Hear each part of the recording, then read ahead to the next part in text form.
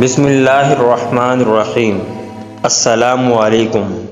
عربی حکایت ہے کہ ایک بوڑھے باپ نے اپنے بیٹے کو بلا کر ایک پرانی خستہ حال گھڑی دی اور کہا، بیٹا یہ گھڑی تمہارے پردادا کی ہے، اس کی عمر 200 سال ہوگی۔ یہ گھڑی میں تمہیں دینا چاہتا ہوں، لیکن اس سے پہلے تمہیں میرا کام کرنا ہوگا۔ اسے لے کر گھڑیوں والی دکان پر جاؤ اور پوچھو وہ یہ گھڑی کتنے میں خریدیں گے۔ وہ لڑکا جب واپس لوٹا تو کہنے لگا، دکاندار گھڑی کی حالت دیکھتے ہوئے 5 درہم سے زیادہ قیمت دینے کو تیار نہیں۔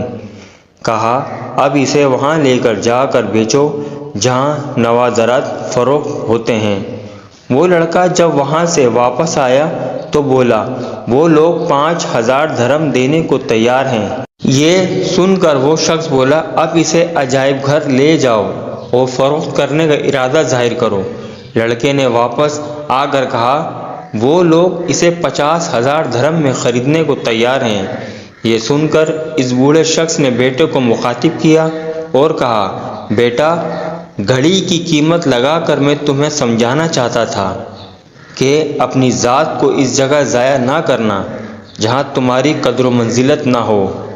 تمہاری اہمیت کا اندازہ وہیں لگایا جائے گا جنہیں پرکھنے کی سمجھ ہوگی۔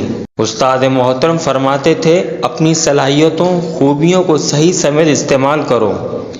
ایسی جگہ خود کو مت تھکاؤ جہاں بدلے میں سوائے تھکاوٹ کے کچھ حاصل نہ ہو۔